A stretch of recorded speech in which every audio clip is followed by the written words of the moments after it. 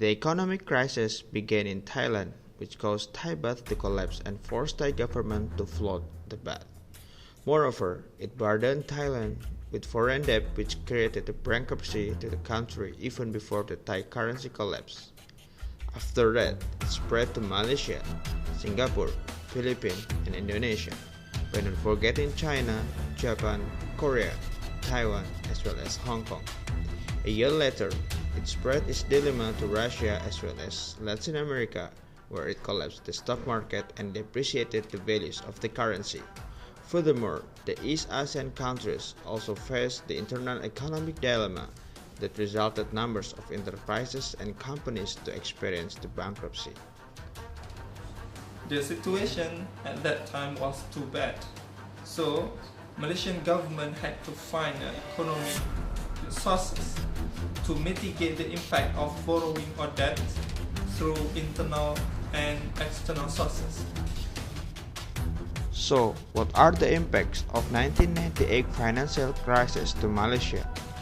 And what are the policies introduced to overcome that crisis? And how did Malaysia rise after the crisis?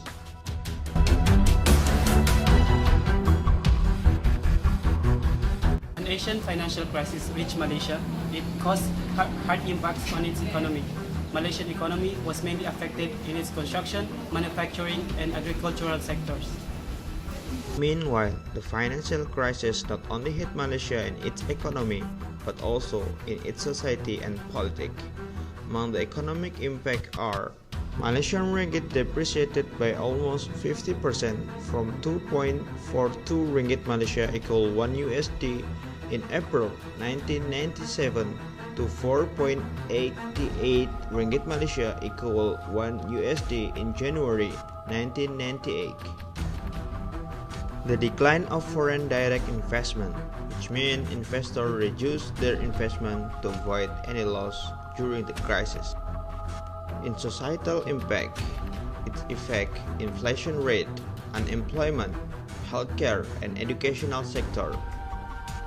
For political impact, there was instability to the ruling party, UMNO, United Malaysian National Organizations, which was the split of its president Tun Mahathir and its deputy president Anwar Ibrahim.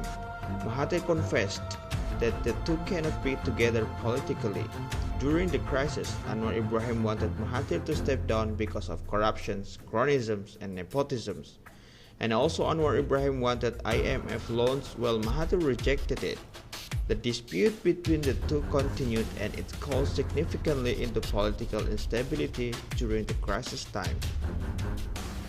Then, how Malaysia overcome its crisis?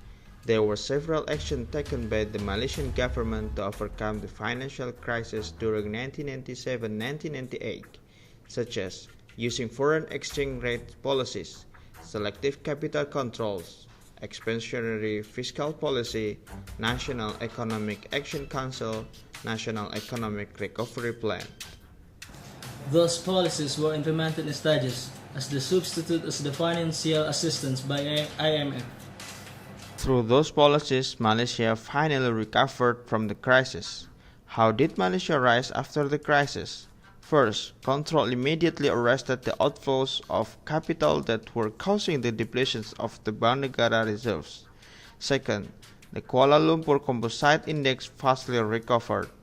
Third, the foreign direct investment remained almost unaffected by the turmoil. Fourth, the pump priming policy helped as well.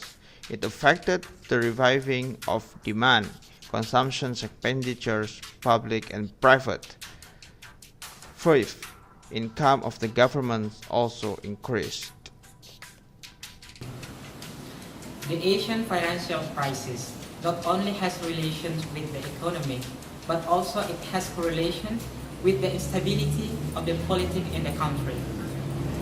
The dispute between President of UMNO and its deputy president in trying to resolve the problem in this crisis leads to the political instability due to both of the sides have different opinions about how to face this financial crisis. Furthermore, the recovery of Malaysia from the crisis has correlations with good cooperation among government, private sector, and society. The policies that had taken by government of Malaysia to overcome the crisis in that time were many. One of the successful policy to overcome that crisis was selective capital control policy.